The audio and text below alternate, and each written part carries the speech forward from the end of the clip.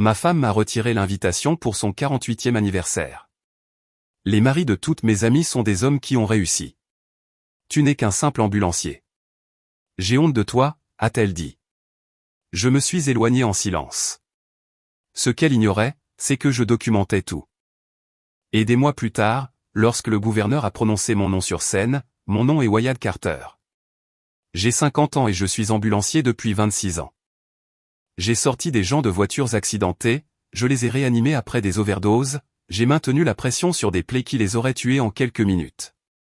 J'ai sauvé plus de vies que je ne peux en compter, mais apparemment, ce n'était pas suffisant pour ma femme.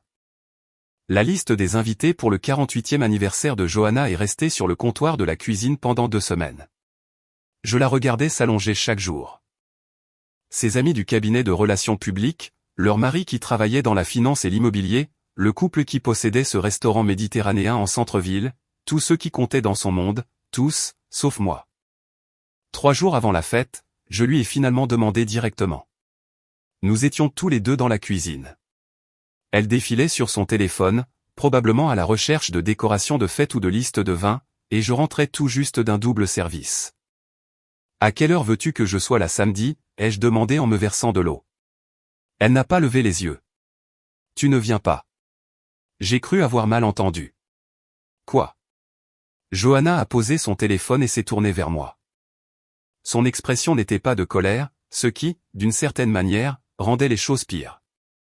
Elle avait l'air fatiguée, comme si j'étais un problème qu'elle avait reporté de régler. « Wade, les maris de toutes mes amies ont réussi, » a-t-elle dit.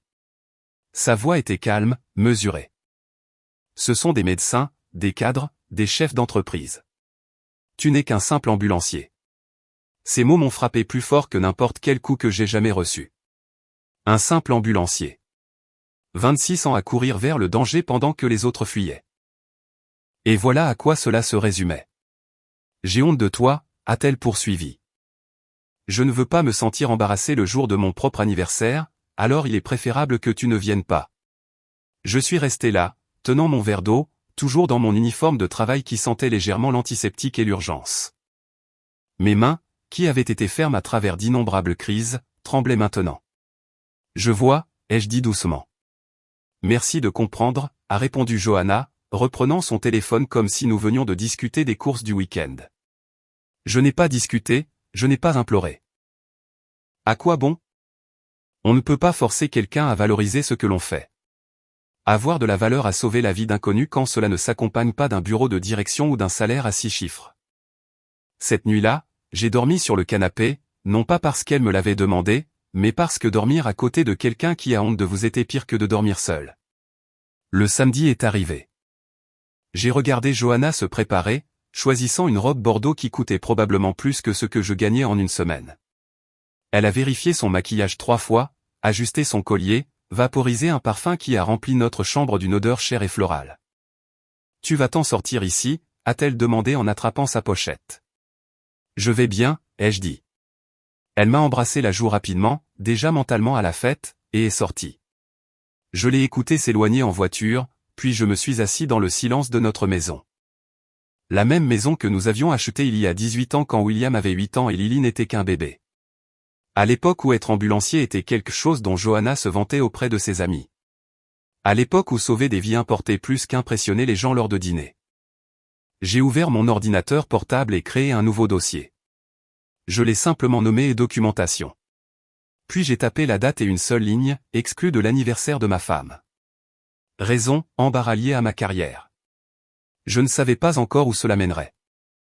Je savais seulement une chose avec une certitude absolue, je ne m'excuserai plus jamais d'avoir passé ma vie à en sauver d'autres. Et si cela faisait de moi un sujet d'embarras, alors il était peut-être temps d'arrêter d'essayer de m'intégrer dans un monde qui ne valorisait pas ce que je faisais. La question n'était pas de savoir si j'étais suffisant.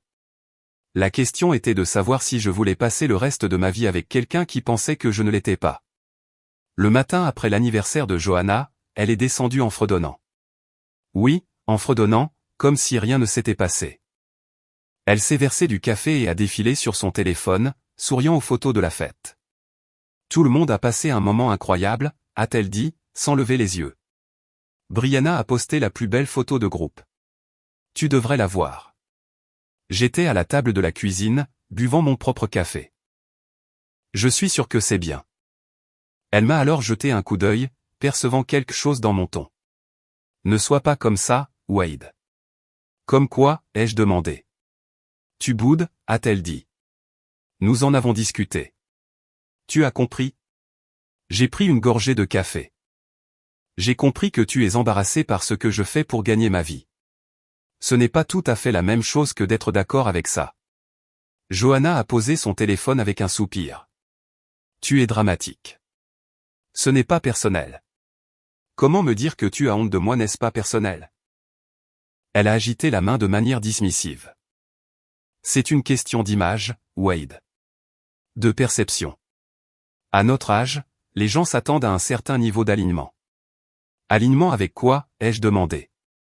Le succès, a-t-elle dit simplement, comme si c'était évident. Avant que je puisse répondre, mon téléphone a vibré. C'était William, notre fils de 26 ans. Le texte était bref, on peut parler? Je passe pour le déjeuner. William est arrivé vers midi, toujours en costume, après une réunion qu'il avait eue ce matin-là. Il travaillait chez Sterling Financial Group en centre-ville, une de ces entreprises où tout le monde portait des montres coûteuses et parlait de portefeuille d'investissement lors de déjeuners martini. Il avait toujours été ambitieux, comme sa mère. Nous nous sommes assis dans le salon. Johanna a préparé des sandwichs, jouant l'hôtesse parfaite, même si j'ai remarqué qu'elle vérifiait constamment son téléphone. Alors, a dit William, en posant son assiette. Maman m'a raconté ce qui s'est passé avec la fête d'anniversaire. J'ai regardé Johanna, qui a soudainement trouvé son sandwich très intéressant. Elle a expliqué que vous aviez quelques désaccords, a poursuivi William. Sa voix était prudente, mesurée. Concernant les attentes de carrière et l'alignement du style de vie. Attentes de carrière, ai-je répété. C'est comme ça qu'on appelle ça? William s'est déplacé inconfortablement. Papa, écoute, je respecte ce que tu fais. Vraiment, mais maman a raison. Ces mots m'ont frappé plus fort que prévu. Continue. Tu es ambulancier depuis, quoi, 26 ans. Même poste, même fourchette de salaire, aucune mobilité ascendante. Il a fait une pause. Maman a travaillé très dur pour bâtir sa carrière dans les relations publiques. Elle tisse des réseaux. Elle entretient des relations. Elle a créé une certaine image pour notre famille. Et quand ta carrière ne correspond pas à ce niveau d'ambition, cela crée des tensions. Ambition, ai-je dit doucement. Je sauve la vie des gens, William. J'ai ramené un enfant de 6 ans d'un arrêt cardiaque la semaine dernière. N'est-ce pas assez ambitieux? William avait l'air mal à l'aise. Ce n'est pas ce que je voulais dire. Alors qu'est-ce que tu voulais dire, ai-je demandé. Il a hésité. Puis a dit ce qu'il était clairement venu dire. Maman a raison, papa. Tu aurais pu faire plus. Tu aurais pu devenir superviseur, aller dans l'administration hospitalière, obtenir un diplôme supérieur. Au lieu de cela, tu es resté sur le terrain. Tu as choisi de rester petit point. Rester petit. Mon propre fils, me disant ces mots en face. Je n'essaie pas de te blesser, a ajouté William rapidement. Mais si tu es honnête avec toi-même, tu sais que c'est vrai. Tu t'es contenté, et maintenant maman en paie le prix socialement. Johanna a tendu la main et a touché celle de William. Merci d'être honnête, mon chéri. Ton père a besoin d'entendre cela. Je les ai regardés tous les deux, assis là, unis dans leur jugement de mes choix. Ma femme, que j'avais soutenue pendant ses études supérieures en travaillant des doubles services. Mon fils, dont j'avais contribué à payer les études universitaires avec l'argent gagné en conduisant une ambulance à travers certains des pires quartiers de l'État. Je vois, ai-je dit en me levant. Y a-t-il autre chose que je doive entendre? William a jeté un coup d'œil à sa mère, puis à moi. Juste que c'est peut-être le moment de penser à ce dont maman a besoin pour une fois. Ce qui la rendrait heureuse. Ce qui la rendrait fière, au lieu d'embarrasser. J'ai hoché la tête lentement. J'y penserai. Après le départ de William, Johanna s'est tournée vers moi avec quelque chose comme de la satisfaction dans les yeux. Tu vois, même ton propre fils comprend. Ce n'est pas juste moi qui suis déraisonnable. Je n'ai pas répondu. Je suis monté à la chambre d'amis et j'ai ouvert mon ordinateur portable. J'ai ajouté une nouvelle entrée à mon dossier de documentation. Le fils William prend le parti de la mère, déclare que le père a choisi de rester petit en restant sur le terrain. La mère est satisfaite de ce soutien. J'ai également commencé un nouveau document. Je l'ai intitulé le registre financier et j'ai commencé à rassembler des informations que j'aurais dû suivre depuis le début. Relevé de carte de crédit, relevé bancaire, compte de retraite. Parce que si mon propre fils pensait que j'étais resté petit, je voulais m'assurer de comprendre exactement à quel point les ambitions de ma femme avaient grandi et qui les avait financées. Il m'a fallu 3 jours pour le trouver. 3 jours à passer en revue les relevés de carte de crédit, les relevés bancaires et les documents de prêt pendant que Johanna était au travail. Ce que j'ai trouvé m'a donné la nausée. Une carte Visa que je ne reconnaissais pas. Ouverte il y a 2 ans à mon nom avec mon numéro de sécurité sociale. Solde actuel, 47 000 $. Les débits racontaient leur propre histoire. Nordstrom, Neiman Marcus, Despa, restaurant haut de gamme, tous les endroits que Johanna fréquentait avec ses amis des relations publiques. Je me suis assis à la table de la cuisine mardi matin. Le relevé est allé devant moi quand mon téléphone a vibré. C'était Lily, notre fille de 19 ans à Boulder. Son texte était court, « Papa, tu peux m'appeler ? C'est important. » J'ai appelé immédiatement. « Lily, tout va bien ? » Pas vraiment. Sa voix semblait tendue. J'ai reçu un email du bureau d'aide financière. Ils disent qu'il y a un problème avec le paiement de mes frais de scolarité du printemps. Que l'argent de mon fonds d'études n'est pas arrivé. Le sang m'a glacé. Qu'est-ce que tu veux dire, il n'est pas arrivé ? Le fonds que toi et maman avez créé à ma naissance, a dit Lily. Il était censé couvrir les 4 années, mais ils disent que le compte est presque vide. Papa, il ne reste que 8 000 $. Il devrait y avoir plus de 60 000 $. J'ai fermé les yeux. Laisse-moi vérifier ça. Ma chérie, ne t'inquiète pas. Après avoir raccroché, je me suis connecté au compte d'épargne études. Lily avait raison. Le solde était de 8 247 $. J'ai consulté l'historique des transactions. Au cours des 3 dernières années, il y avait eu des retraits réguliers. 5 000 $ ici, 7 500 $ là. Toujours transféré vers un compte que je reconnaissais, le compte courant personnel de Johanna. J'ai tout téléchargé, imprimé, et ajouté à mon dossier de documentation. Ce soir-là, quand Johanna est rentrée, je l'attendais dans le salon avec un relevé de carte de crédit et les registres du fonds d'études. Nous devons parler, ai-je dit. Elle a posé son sac, immédiatement sur la défensive. De quoi ? J'ai levé le relevé Visa. De cette carte de crédit que tu as ouverte en mon nom. Celle avec 47 000 $ de dette dont je ne savais rien. Son visage est devenu pâle puis a rougi. Je peux expliquer. Et ceci, ai-je continué, brandissant les relevés du fonds d'études. L'argent des frais de scolarité de Lily. L'argent que nous avons économisé pendant 19 ans. Tu l'as pris pour quoi, Johanna ? Des vêtements de marque, des soins de spa. Je l'ai emprunté, a-t-elle dit rapidement.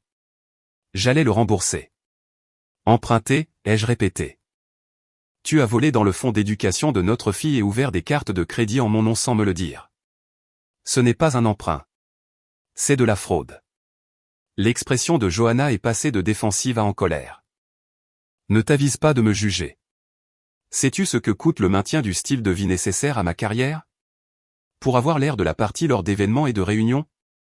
Tu crois que ces clients veulent travailler avec quelqu'un qui fait ses courses chez Target ? Alors, tu as volé Lily, ai-je dit platement.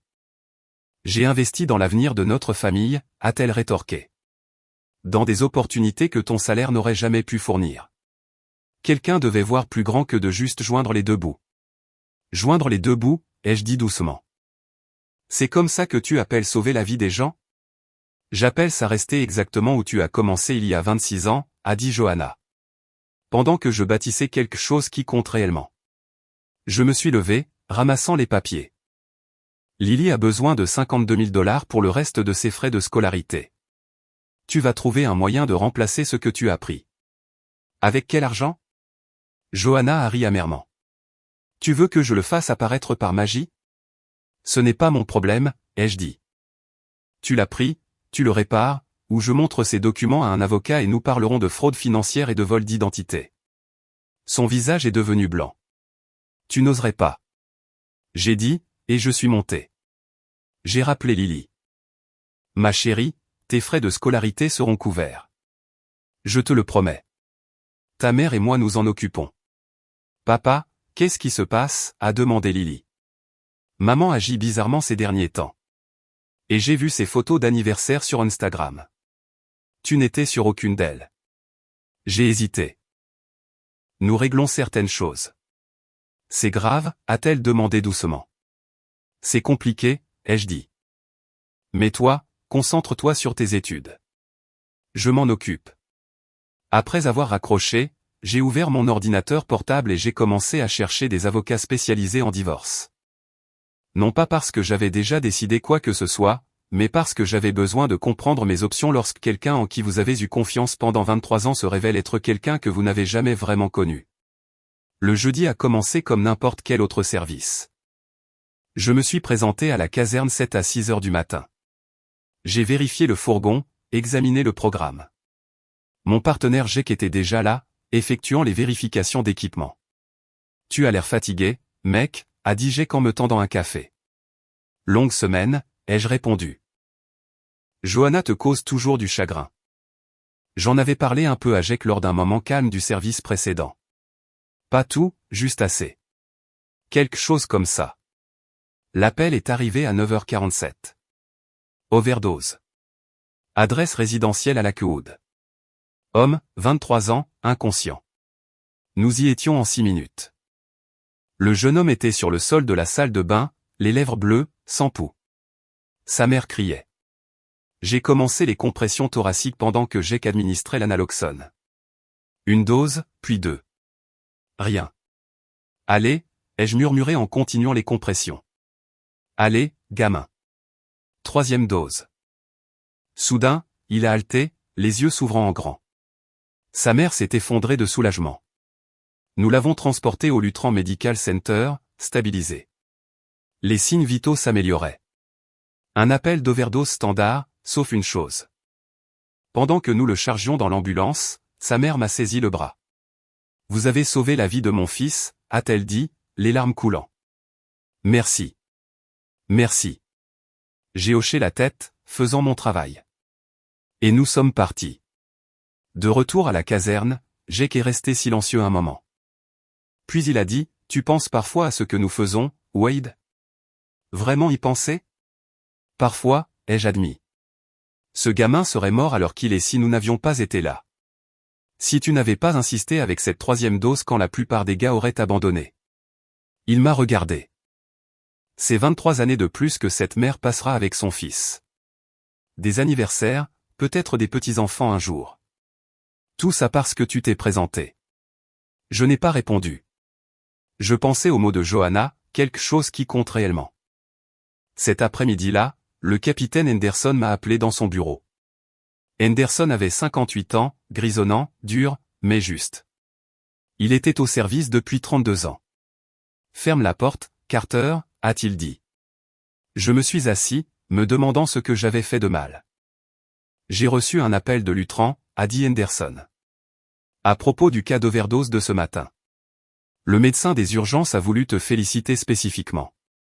Il a dit que ton traitement sur le terrain était parfaitement conforme au manuel. Je fais juste mon travail, capitaine, ai-je dit. Oui, eh bien. Henderson s'est penché en arrière. Je voulais te parler de toute façon. Le comté lance un nouveau programme de sensibilisation communautaire, enseignant les premiers secours et la réponse aux overdoses dans les écoles, les églises. Les centres communautaires. Ils veulent un ambulancier expérimenté pour le diriger. Je t'ai recommandé. J'ai cligné des yeux. Moi. Tu as 26 ans d'expérience sur le terrain, un dossier impeccable et tu es bon avec les gens. C'est un poste partagé. La moitié sur le terrain, la moitié à enseigner. Petite augmentation de salaire. Mais surtout, c'est de la visibilité, de la reconnaissance. Il a fait une pause. Intéressé? Je dois y réfléchir, ai-je dit. Prends ton temps, a répondu Henderson. Mais Wade, tu fais ce travail depuis plus longtemps que la plupart des autres. Il est peut-être temps que les gens voient ce que tu vaux réellement. Quand je suis rentré ce soir-là, Johanna était dans la cuisine avec son ordinateur portable. Elle a à peine levé les yeux. Comment était le travail, a-t-elle demandé, distraite. J'ai sauvé la vie d'un jeune de 23 ans, ai-je dit. Sa mère semblait penser que ça comptait. Johanna m'a jeté un coup d'œil, aperçu quelque chose dans mon ton. Qu'est-ce que ça veut dire? Exactement ce que j'ai dit, ai-je répondu. De plus, on m'a offert un poste de direction d'un nouveau programme du comté, pour enseigner les premiers secours communautaires. Pour la première fois depuis des semaines, elle a semblé réellement intéressée. Ça paie plus? Un peu, ai-je dit. Combien de plus? Assez, ai-je dit. Mais ce n'est pas pour ça que je le prendrai. Elle a fermé son ordinateur portable. Alors pourquoi le ferais-tu? J'ai regardé ma femme. Je l'ai vraiment regardée. Parce qu'il est peut-être temps d'arrêter de m'excuser pour ce que je fais et de commencer à montrer aux gens ce que ça vaut. Quelque chose a vacillé dans son expression. Pas tout à fait de la peur, mais proche. Qu'est-ce que ça veut dire? Tu verras, ai-je dit, et je suis monté appeler Lily pour lui raconter ma journée. Johanna avait commencé à planifier le dîner 2 semaines à l'avance. Des clients importants, a-t-elle dit. Les Henderson, qui possèdent 3 concessions automobiles, les Pratt, il était capital risqueur. Et Douglas Peton, récemment divorcé. Qui possède une chaîne de concessions automobiles de luxe à travers le Colorado et qui vient de signer un contrat de relations publiques majeur avec le cabinet de Johanna. J'ai besoin de toi là-bas, a dit Johanna mardi soir. Mais s'il te plaît, sois juste agréable. Ne parle pas trop de travail. Moi, ça veut dire ne pas mentionner que je suis ambulancier, ai-je dit. Ça veut dire sois tactique, a-t-elle corrigé. Ces gens sont importants pour ma carrière. Le samedi soir est arrivé. J'ai porté un pantalon et une chemise boutonnée. Johanna portait une robe qui coûtait probablement plus que notre mensualité de prêt immobilier. Ses cheveux coiffés, son maquillage parfait. Elle avait engagé un service traiteur. Rien n'était laissé au hasard. Les invités sont arrivés à 19h. Douglas Peton est arrivé le dernier, portant un vin cher et un costume qui était l'incarnation de la richesse. Il avait 52 ans, était en forme, avec des cheveux argentés et le genre de confiance qui vient de ne jamais entendre le mot au nom. Johanna, a-t-il dit en lui embrassant la joue. Il l'a tenue un peu trop longtemps. Tu es éblouissante. Douglas, voici mon mari, Wade, a dit Johanna. La façon dont elle a dit mari le faisait paraître comme une pensée après coup. Un plaisir, a dit Douglas en me serrant la main avec la poigne de quelqu'un qui s'entraîne avec un coach personnel. Dans quel domaine travaillez-vous? Avant que je puisse répondre, Johanna est intervenue. Wade travaille dans les services d'urgence. Services d'urgence, a répété Douglas. C'est admirable. Côté gestion ou travail de terrain? Travail de terrain, ai-je dit. Je suis ambulancier. 26 ans. Quelque chose a vacillé dans l'expression de Douglas. Pas tout à fait du dédain, mais proche. C'est de la dévotion. Cela doit être difficile financièrement. J'imagine que le salaire n'est pas vraiment compétitif. Johanna a ri. Ce sont cassants que j'avais appris à détester. Wade est très engagé dans le service public. Service public, a dit Douglas en hochant la tête. Noble. Bien que j'ai toujours cru qu'aider les gens et bâtir une fortune n'était pas mutuellement exclusif. En fait, un vrai succès permet d'aider encore plus de gens. La conversation a continué, mais Douglas n'a cessé de revenir vers moi tout au long du dîner. Des pics subtils déguisés en amicale sollicitude. Vous inquiétez-vous pour la retraite avec un salaire d'ambulancier? Cela doit être difficile quand la carrière de Johanna décolle et que la vôtre reste, eh bien, stable. Avez-vous envisagé de passer à l'administration hospitalière? Une meilleure rémunération, plus de prestige. Et à travers tout cela, Johanna riait, acquiesçait, ajoutant parfois ses propres observations sur nos limitations financières et mon manque de mobilité ascendante. Le pire est venu après le dîner. Nous étions dans le salon, buvant du café. Douglas était placé à côté de Johanna sur le canapé, plus près que nécessaire. Il racontait une histoire sur la conclusion d'une affaire majeure et Johanna était suspendue à ses lèvres, lui touchant le bras, riant au bon moment. Vous savez, a dit Douglas, regardant Johanna avec un intérêt manifeste. J'organise un événement client au Broadmoor le mois prochain. Des sponsors d'entreprise, des leaders de l'industrie. Johanna, vous devriez venir, amenez votre mari s'il est disponible. La façon dont il a dit s'il est disponible montrait clairement qu'il espérait que je ne le serais pas. Cela semble merveilleux, a dit Johanna, son visage s'illuminant d'une manière qu'il n'avait pas fait en me regardant depuis des mois. Je me suis levé. Excusez-moi, j'ai un service tôt demain. Personne n'a essayé de m'arrêter. Je suis monté et j'ai entendu leur rire continuer en bas. Vers 23 heures, les invités sont enfin partis. J'ai entendu la voix basse et intime de Douglas, disant au revoir à Johanna à la porte. Quand elle est montée, elle souriait. Ça s'est bien passé. Douglas a été très impressionné par la soirée. J'en suis sûr, ai-je dit. Elle a perçu mon ton. Ne commence pas, Wade. Commencer quoi? Remarquez que ton client te tournait autour, que tu l'encourageais. Il était amical, a dit Johanna. C'est ce qu'on appelle du réseautage. C'est s'appeler autrement, ai-je répondu. Et tu le sais. Tu es paranoïaque et jaloux, a-t-elle dit. Douglas est un client très important qui pourrait apporter des affaires significatives à mon cabinet. Si tu ne peux pas supporter que j'ai des relations professionnelles avec des hommes qui ont réussi, c'est ton insécurité, pas mon problème. Elle est allée dans la salle de bain et a fermé la porte. J'ai ouvert mon ordinateur portable et j'ai ajouté à mon dossier de documentation, la femme a ouvertement flirté avec le riche client Douglas Peton chez nous. Contact physique, attention excessive, invitation à un événement exclusif. La femme a rejeté mes préoccupations. Je construisais un dossier. Je ne savais pas encore ce que j'en ferais, mais chaque pièce de preuve me semblait être une munition dont j'aurais besoin lorsque ce mariage cesserait enfin de prétendre être ce qu'il n'était pas. La lettre est arrivée un mardi. En tête officielle, sceau du comté de Jefferson en haut. Je l'ai ouverte près de la boîte aux lettres, toujours dans mon uniforme après un service de nuit. Cher Monsieur Carter. Nous avons le plaisir de vous informer que vous avez été sélectionné pour recevoir le prix d'excellence des services d'urgence du comté de Jefferson pour vos 26 années de service dévoué et votre rôle récent dans l'établissement du programme d'éducation au premier secours communautaire. Je l'ai lu 2 fois. La cérémonie de remise des prix aurait lieu dans 4 semaines au bâtiment administratif du comté. Le gouverneur la présenterait. Les médias locaux la couvriraient. J'ai appelé le capitaine Henderson. Capitaine, étiez-vous au courant? J'ai peut-être écrit une lettre de recommandation, a dit Henderson, et j'entendais le sourire dans sa voix.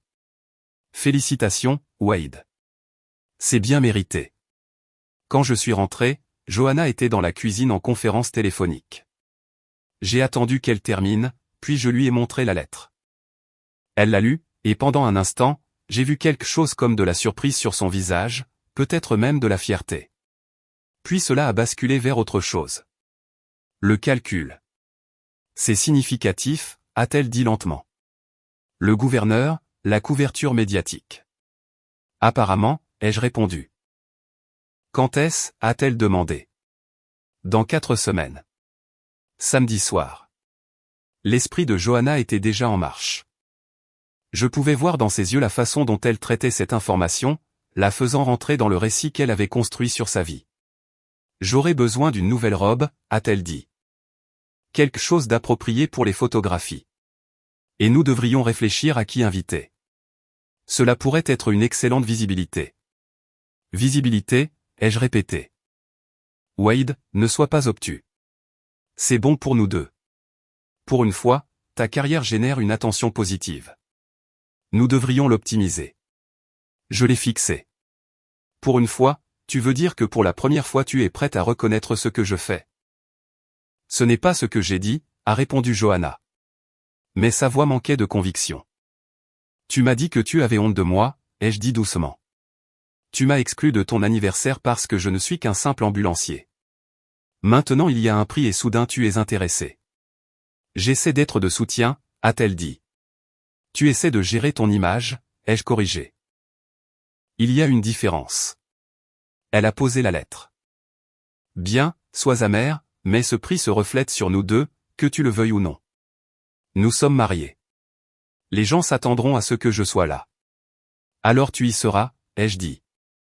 Mais ne fais pas semblant que cela change quoi que ce soit entre nous. Cet après-midi-là, j'ai reçu un appel du bureau de relations publiques du comté. Ils voulaient faire un entretien préalable à la cérémonie, un article de fond dans un journal local, peut-être un court segment télévisé, la publicité habituelle pour les lauréats. Nous serions ravis d'inclure votre famille, a dit la coordinatrice. Femme, enfants, cela crée un meilleur intérêt humain. J'ai pensé à l'intérêt soudain de Johanna, à William qui me traitait de le petit, à tout ce qui s'était passé au cours des derniers mois. Laissez-moi vous rappeler, ai-je dit. L'article est paru 2 semaines avant la cérémonie. Ils avaient interviewé Henderson, inclus des citations de certaines des personnes que j'avais traitées au fil des ans, présenté des statistiques sur les vies sauvées et le nouveau programme d'éducation que je dirigerai. Le titre se lisait « Un ambulancier local honoré pour 26 ans de service salvateur ». Johanna l'a vu en ligne avant moi. Quand je suis rentré, elle l'avait affiché sur son ordinateur portable. « C'est une bonne presse », a-t-elle dit. « Très bonne. 3 personnes du travail m'en ont déjà parlé. Je suis content que tes collègues soient impressionnés, ai-je dit platement. Wade, pouvons-nous s'il te plaît passer à autre chose, a demandé Johanna. J'ai fait des commentaires que je n'aurais pas dû. J'étais stressé. Mais ce prix prouve que tu as accompli quelque chose de significatif. Ne pouvons-nous pas simplement profiter de ce moment?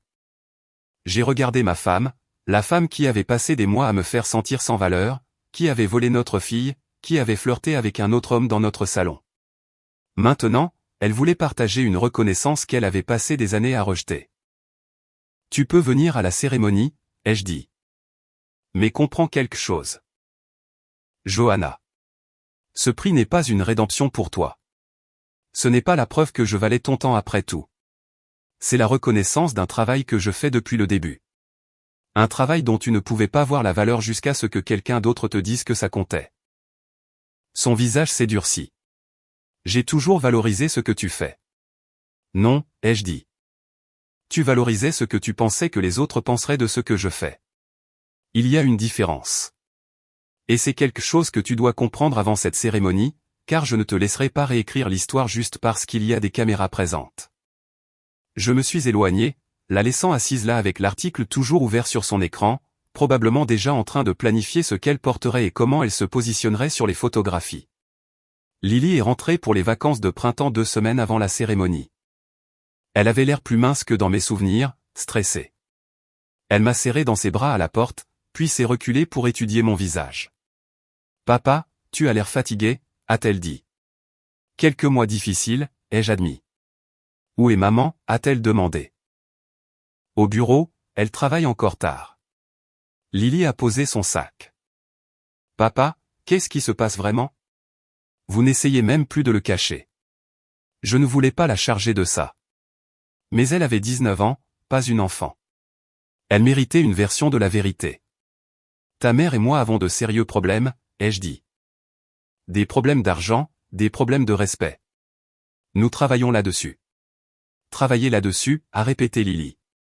Papa, elle ne t'a pas invité à son anniversaire. Ça, ce n'est pas travailler sur quoi que ce soit. C'est abandonné. Au cours des jours suivants, j'ai observé les interactions de Lily avec Johanna. La tension était palpable. Lors du dîner du mercredi soir, Johanna a mentionné la prochaine cérémonie de remise des prix.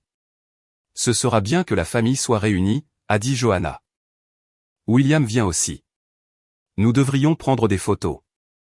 En faire une vraie occasion. Pour tes réseaux sociaux, a dit Lily doucement. La fourchette de Johanna s'est arrêtée à mi-chemin de sa bouche. Excuse-moi.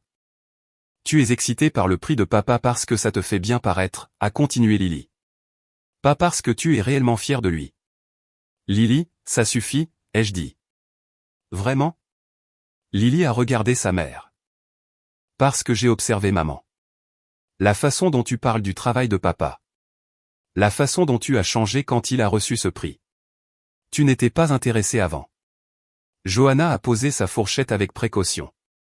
Tu ne comprends pas les complexités des relations adultes. Je comprends le manque de respect quand je le vois, a dit Lily. Le lendemain matin, j'ai trouvé Lily dans la cuisine tôt, préparant du café. Elle avait l'air de ne pas avoir dormi. J'ai fait quelque chose hier soir, a-t-elle dit. Je ne suis pas sûr de devoir te le dire. Dis-moi, ai-je dit. Elle a sorti son téléphone. Maman était au téléphone dans sa chambre. Je l'ai entendue à travers la porte. Elle parlait à quelqu'un, riant. J'ai enregistré.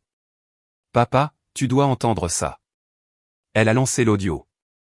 La voix de Johanna, claire et indubitable. Non, il ne se doute de rien. Le prix tombe à pic, en fait. Ça donne l'impression que tout est stable. Bien sûr, je serai là, souriante pour les caméras. Douglas, tu es terrible. Oui, je sais. Après la cérémonie, nous pourrons discuter des prochaines étapes. Il est tellement concentré sur son petit programme qu'il ne voit pas ce qui est juste sous son nez. L'enregistrement durait 4 minutes. Johanna discutant de Douglas Peton, parlant des prochaines étapes, riant de mon aveuglement, planifiant quelque chose qui impliquait d'attendre après la cérémonie pour faire des changements. Je me suis senti malade. Papa, a dit Lily, les larmes aux yeux. Je suis tellement désolé. Je ne voulais pas que ce soit vrai. Je l'ai serré dans mes bras. Tu as bien fait de me le dire. Qu'est-ce que tu vas faire, a-t-elle demandé. Je ne sais pas encore, ai-je admis. Mais Lily, j'ai besoin que tu m'envoies cet enregistrement et que tu me promettes quelque chose. Quoi? Ne dis pas à ta mère que tu as ça. Pas encore. Peux-tu le faire? Elle a hoché la tête. Papa, vas-tu la quitter? J'y ai réfléchi. Je vais faire ce qui est juste pour moi, pour toi, pour notre famille, mais selon mes conditions, pas les siennes. Cet après-midi-là, j'ai rencontré une avocate. Patricia Reynolds, recommandée par le capitaine Henderson. J'ai apporté tout. Les registres financiers, les relevés de cartes de crédit, la preuve d'épuisement du fonds d'études, le dossier de documentation, et maintenant l'enregistrement. Reynolds a tout écouté, a pris des notes, a posé des questions. Monsieur Carter, vous avez de solides motifs de divorce, a-t-elle dit. Fraude financière, vol d'identité, possible adultère. L'enregistrement est particulièrement dommageable. Quelles sont mes options, ai-je demandé. Elle les a exposées. Déposer une demande immédiatement ou attendre. Si j'attendais, je devrais être stratégique quant au timing. La cérémonie de remise des prix pourrait jouer en ma faveur, a-t-elle expliqué. Reconnaissance publique, couverture médiatique, standing communautaire. Cela m'établirait comme la partie compréhensive si les choses tournaient mal. Pensez aux résultats que vous voulez, a dit Reynolds. Pas seulement la fin du mariage, mais vous protéger financièrement et légalement. Avec la fraude qu'elle a commise, vous pourriez engager des poursuites pénales. Je ne veux pas la détruire, ai-je dit. Je veux juste en sortir. Admirable, a dit Reynolds. Mais ne laissez pas cette noblesse vous coûter ce à quoi vous avez droit. Elle a volé l'éducation de votre fille. Elle a commis une fraude en votre nom. Ses actions ont des conséquences. J'ai quitté son bureau avec une stratégie. Attendre après la cérémonie. Laisser Johanna avoir son moment sous les feux des projecteurs. Puis, quand elle penserait que tout était réglé, agir. Non pas par vengeance, mais par nécessité.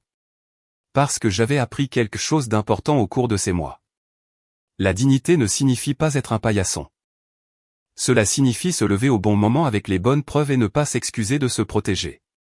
Cette nuit-là, j'ai sauvegardé l'enregistrement à 3 endroits différents, l'ai ajouté à mon dossier de documentation, et j'en ai envoyé une copie à mon email personnel. Johanna est rentrée tard, sentant le vin cher et l'eau de Cologne de Douglas. Elle m'a embrassé la joue distraitement. Bonne journée, ai-je demandé. Très productive, a-t-elle dit, souriante. J'ai souri en retour. Je suis content. Elle n'avait aucune idée de ce qui l'attendait. Et pour la première fois depuis des mois, cela semblait être un équilibre des pouvoirs parfaits. L'appel est venu du capitaine Henderson lundi matin. Wade, j'ai quelque chose d'intéressant pour toi. Peux-tu passer à mon bureau? Quand je suis arrivé, Henderson n'était pas seul. Il y avait un homme d'une 50aine d'années, bien habillé, avec une autorité tranquille. Henderson l'a présenté comme James Pritchard. Monsieur Pritchard était l'une des personnes que vous avez traitées il y a 8 ans, a expliqué Henderson. Accident de la circulation sur l'autoroute I-7. Carambolage multiple. Une reconnaissance a vacillé. Je me souviens de cet appel. 5 voitures, conditions hivernales, plusieurs victimes. Cet homme avait été piégé dans une berline? La colonne de direction lui écrasant la poitrine. Nous avions dû travailler vite. Vous m'avez sauvé la vie, a dit Pritchard simplement. Je n'ai jamais pu vous remercier correctement.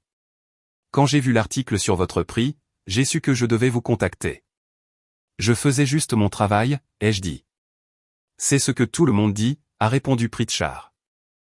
Mais voici le problème. Je suis le PDG de Mountain States Medical Supply. Nous lançons une nouvelle initiative, des formations de réponse d'urgence pour les entreprises, les écoles, les organisations communautaires. Nous avons besoin de quelqu'un avec une expérience concrète pour la diriger. Quelqu'un qui connaît le terrain, qui peut enseigner, qui peut construire un programme à partir de zéro. J'ai attendu, ne sachant pas où cela mènerait. Je veux vous offrir un poste, a poursuivi Pritchard. Directeur de l'éducation à la sécurité communautaire. Vous développeriez le programme, formeriez les instructeurs, superviseriez la mise en œuvre à travers le Colorado. Le salaire serait de 95 000 $ pour commencer, avec tous les avantages. Un véhicule de fonction. Vous continueriez à enseigner la réponse d'urgence, mais à une échelle beaucoup plus grande. Je l'ai fixé. 95 000 $. Presque le double de ce que je gagnais en tant qu'ambulancier. Je devrais quitter l'ambulance, ai-je dit. Vous élargiriez votre impact, a corrigé Pritchard. En formant des centaines de personnes qui pourraient sauver des milliers de vies. Cela ne vaut-il pas la peine d'être envisagé? Henderson a pris la parole. Wade, j'ai dit à monsieur Pritchard que tu avais besoin de temps pour y réfléchir. Mais c'est le genre d'opportunité qui ne se présente pas souvent. Tu utiliserais tout ce que tu as appris, en l'enseignant aux autres. Ce n'est pas abandonner la mission. C'est la multiplier. Réfléchissez-y, a dit Pritchard en me tendant sa carte. Pas de pression, mais si vous êtes intéressé, nous aimerions que vous commenciez dans les 2 mois. Après votre cérémonie, après que les choses se soient calmées, ce poste est à vous si vous le voulez. Après son départ, je me suis assis dans le bureau de Henderson, tournant la carte de visite dans mes mains. C'est une somme qui change une vie, a dit Henderson doucement. Surtout pour quelqu'un qui traverse ce que tu traverses. Vous lui avez dit, ai-je demandé. Je lui ai dit que tu pourrais faire face à des changements de vie importants bientôt. Que la stabilité financière pourrait être plus importante que d'habitude. Henderson s'est penché en avant. Wade, tu as donné 26 ans au service d'urgence. Personne ne te blâmerait de prendre soin de toi maintenant, et ce n'est pas se vendre. C'est étendre ta portée. Ce soir-là, je me suis assis à la table de la cuisine avec la carte de visite et mon ordinateur portable. J'ai fait les calculs. 95 000 $ signifiait que je pouvais payer les frais de scolarité de Lily sans toucher à mes économies. Que je pouvais me permettre un bon avocat. Que je pouvais recommencer sans être financièrement à l'étroit. Johanna est rentrée vers 20 h. Elle a vu la carte sur la table. Qu'est-ce que c'est, a-t-elle demandé en la ramassant. Une offre d'emploi, ai-je dit. Poste de directeur, société de fourniture médicale, 95 000 $ pour commencer. Ses yeux se sont agrandis. 95 000 $ plus les avantages, ai-je dit. Pour la première fois depuis des mois, j'ai vu quelque chose comme une excitation réelle sur son visage. Pas à propos de moi, mais à propos du salaire, de ce que cela signifiait pour son image, son style de vie, sa capacité à rivaliser avec les maris de ses amis. Wade, c'est incroyable, a-t-elle dit. Quand commencerais-tu? Si je l'accepte, après la cérémonie. Dans 8 semaines environ. Si tu l'acceptes? Elle m'a regardé comme si j'étais fou. Bien sûr que tu vas l'accepter. C'est exactement ce dont nous avions besoin. De l'argent réel, une vraie progression. Je n'ai pas encore décidé, ai-je dit. Qui a-t-il à décider, a demandé Johanna. Cela résout tout. Meilleur salaire, meilleur titre, meilleures opportunités. Tu serais enfin au même niveau que les autres maris de notre cercle. C'était là. Pas je suis fier de toi. Pas tu l'as mérité. Juste le soulagement que je gagnerais enfin assez pour ne plus l'embarrasser. J'y réfléchirai, ai-je dit. Cette nuit-là, allongé dans la chambre d'amis, j'ai réalisé quelque chose. L'offre d'emploi changeait la donne. Cela signifiait que je ne partirais pas comme l'ambulancier en difficulté qu'elle avait rejeté. Je partirais comme quelqu'un avec des options, avec de la valeur, avec des perspectives. Et d'une certaine manière, cela comptait. Non pas parce que j'avais besoin de son approbation, mais parce que j'avais besoin de me prouver à moi-même, plus qu'à quiconque, que j'avais toujours valu plus que ce qu'elle m'avait accordé. L'offre d'emploi était un levier. Et dans le jeu auquel Johanna jouait, l'influence était primordiale. Le bâtiment de l'administration du comté de Jefferson était bondé. Des caméras des médias longeaient le mur du fond. Des fonctionnaires locaux remplissaient les premiers rangs. Je me tenais en coulisses dans mon uniforme de cérémonie, les mains fermes, l'esprit clair. Johanna était arrivée tôt avec William, tous deux impeccablement vêtus. Elle s'était placée au deuxième rang où les caméras la capteraient. William portait son costume cher, ayant l'air du fils à succès dont elle avait toujours voulu que je sois fier. Lily était venue séparément, assise au fond avec le capitaine Henderson et certains de mes collègues de la caserne. Elle m'avait envoyé un SMS plus tôt, « Je suis là pour toi, papa. » Pas pour le spectacle. La cérémonie a commencé. 3 autres lauréats sont passés en premier, chacun recevant leur prix, chacun remerciant sa famille et ses collègues. Puis ce fut mon tour. Accueillez s'il vous plaît Wade Carter, récipiendaire du prix d'excellence des services d'urgence du comté de Jefferson. Des applaudissements ont rempli la salle alors que je me dirigeais vers le podium. Le commissaire du comté m'a serré la main, m'a présenté la plaque. Les caméras ont flashé. Je me suis approché du microphone. Merci, ai-je commencé, ma voix portant clairement. Il y a 26 ans, je suis devenu ambulancier parce que je voulais faire une différence dans la vie des gens. Je voulais être présent quand cela comptait le plus, être là quand quelqu'un avait désespérément besoin d'aide. Je pouvais voir Johanna à sa place, souriant pour les caméras.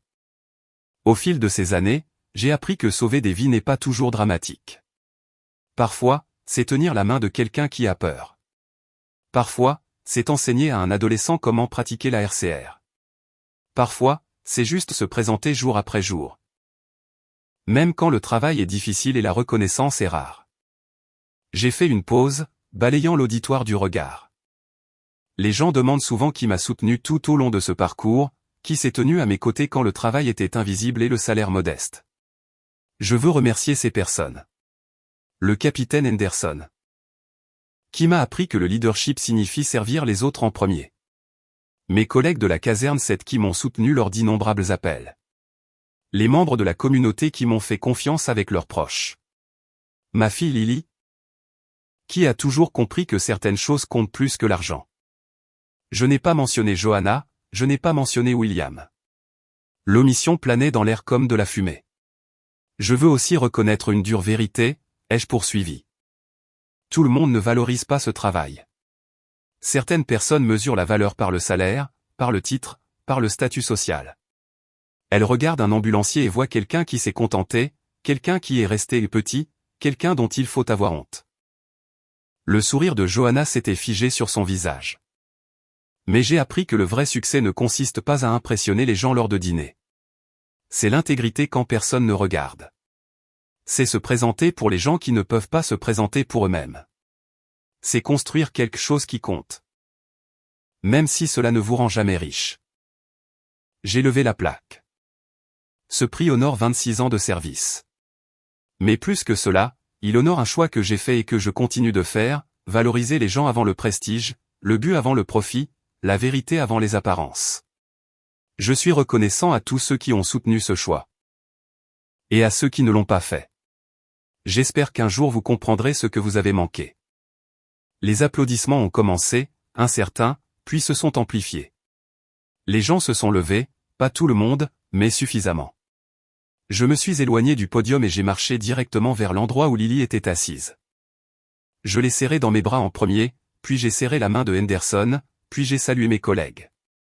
Je ne suis pas allé vers Johanna. Après, pendant la réception, Johanna m'a trouvé. Son visage était tendu d'une fureur contenue. « Tu m'as humilié », a-t-elle sifflé doucement. Devant tout le monde, devant les caméras. J'ai dit la vérité, ai-je dit. Ce n'est pas de l'humiliation. C'est de l'honnêteté. Tu as fait croire que je ne t'avais jamais soutenu, a-t-elle dit. Tu ne l'as pas fait, ai-je répondu. Tu avais honte de moi. Tu l'as dit toi-même. Je refuse simplement de prétendre le contraire. Nous en parlerons à la maison, a dit Johanna, la voix tremblante. Non, ai-je dit calmement. Nous en parlerons avec des avocats. J'ai demandé le divorce. Tu recevras les papiers demain. Son visage est devenu pâle. Tu ne peux pas être sérieux. J'ai des preuves de fraude financière, de vol d'identité et de ta relation avec Douglas Peton. Tu as volé dans le fonds d'éducation de notre fille. Tu as ouvert des cartes de crédit en mon nom. Tu as planifié ta sortie tout en prétendant que tout allait bien. J'ai gardé ma voix basse et égale. Je ne suis pas en colère, Johanna. J'en ai juste fini. Tu m'as enregistré, a-t-elle murmuré. Lily l'a fait, ai-je dit. Notre fille t'a entendu planifier ton avenir sans moi et a décidé que je méritais de connaître la vérité. Johanna a regardé autour d'elle frénétiquement, mais les gens commençaient à fixer. Nous pourrons discuter des termes par l'intermédiaire de nos avocats, ai-je poursuivi. J'accepte l'offre d'emploi. Je vais de l'avant. Tu peux faire ce que tu veux, mais tu le feras honnêtement, avec les conséquences légales de tes actes. Je me suis éloigné, la laissant là. Alors que je me dirigeais vers la sortie où Lily m'attendait, j'ai ressenti quelque chose que je n'avais pas ressenti depuis des mois. La liberté. Le divorce a pris 4 mois à être finalisé. Johanna a essayé de se battre, mais les preuves étaient accablantes. La fraude à la carte de crédit, le vol du fonds d'études, l'enregistrement. Son avocat lui a conseillé de transiger. Elle a dû rembourser entièrement le fonds d'éducation de Lily. La dette de carte de crédit en mon nom a été transférée à sa charge. J'ai gardé la maison puisque j'avais payé la plupart des mensualités de prêt immobilier de toute façon. Elle a gardé son compte de retraite et a emménagé dans un appartement près de son bureau. William m'a à peine parlé pendant le processus. Il avait choisi son camp, et ce n'était pas le mien. Cela a fait mal, mais j'avais appris que l'on ne peut pas forcer les gens à voir ce qu'ils refusent de reconnaître. Lily, cependant, est restée proche. Elle a compris ce qui s'était passé et pourquoi j'avais fait les choix que j'avais faits. J'ai commencé mon nouveau poste de directeur de l'éducation à la sécurité communautaire en septembre. Le travail était stimulant mais épanouissant, enseignant les interventions d'urgence à des centaines de personnes à travers le Colorado. J'ai voyagé, développé des programmes, formé des instructeurs. Le salaire signifiait que les frais de scolarité de Lily étaient entièrement couverts, et je pouvais me permettre une vie confortable sans stress. La carrière de Johanna a pris un coup lorsque les détails du divorce se sont répandus. Son cabinet de relations publiques l'a discrètement licenciée 6 mois plus tard. J'ai entendu dire qu'elle avait déménagé à Phoenix, recommençant ailleurs où personne ne connaissait l'histoire. Douglas Peton a apparemment perdu tout intérêt une fois qu'elle n'était plus mariée. L'aventure, si c'en était une, s'est terminée rapidement. 14 mois après la cérémonie, je donnais un cours de premier secours communautaire à Boulder lorsqu'une femme m'a approché après. Monsieur Carter. Je suis Emily Richardson. Vous avez traité mon mari il y a 3 ans après une crise cardiaque. Vous lui avez sauvé la vie. Nous avons discuté un moment. Elle était infirmière, travaillant au même hôpital où son mari avait été traité. Nous avons échangé nos numéros, juste une conversation amicale. Mais au cours des mois suivants, ces conversations se sont poursuivies. Un café est devenu un dîner est devenu quelque chose qui ressemblait à une possibilité. Emily comprenait ce que je faisais parce qu'elle faisait un travail similaire. Elle valorisait le service plutôt que le statut, le but plutôt que le profit. Nous avons pris les choses lentement, portant tous deux des cicatrices de relations précédentes, mais il y avait quelque chose de réel là, quelque chose d'honnête. Lily a obtenu son diplôme de Boulder avec les honneurs. Lors de sa fête de remise des diplômes, que j'ai organisée chez moi, elle m'a pris à part. « Papa, je suis fière de toi », a-t-elle dit. Non pas à cause du prix ou du nouveau travail, même si c'est génial. Je suis fière parce que tu t'es choisi toi-même. Tu as cessé de te rabaisser pour quelqu'un qui ne voyait pas ta valeur. J'ai appris de toi, lui ai-je dit. Tu m'as montré à quoi ressemble l'intégrité quand tu m'as apporté cet enregistrement. Tu as choisi la vérité avant le confort. Nous formons une bonne équipe, a-t-elle dit en me serrant dans ses bras. À 52 ans, j'ai appris quelque chose qui m'a pris une demi-vie à comprendre. Votre valeur ne dépend pas de la capacité de quelqu'un d'autre à la reconnaître. Vous pouvez sauver 100 vies et les gens vous appelleront toujours ordinaire. Vous pouvez construire quelque chose de significatif et d'autres le rejetteront toujours. Mais cela ne dit rien de vous et tous deux. J'ai choisi d'arrêter de m'excuser pour qui j'étais et ce que je valorisais. J'ai choisi l'honnêteté avant l'harmonie, la vérité avant la tolérance. Et ce faisant, j'ai trouvé quelque chose de mieux que l'approbation. J'ai trouvé la paix. Non seulement dans mes circonstances, mais en moi-même. Cela valait plus que n'importe quelle cérémonie, n'importe quel prix, n'importe quelle reconnaissance. Cela valait tout ce que j'avais combattu pour protéger.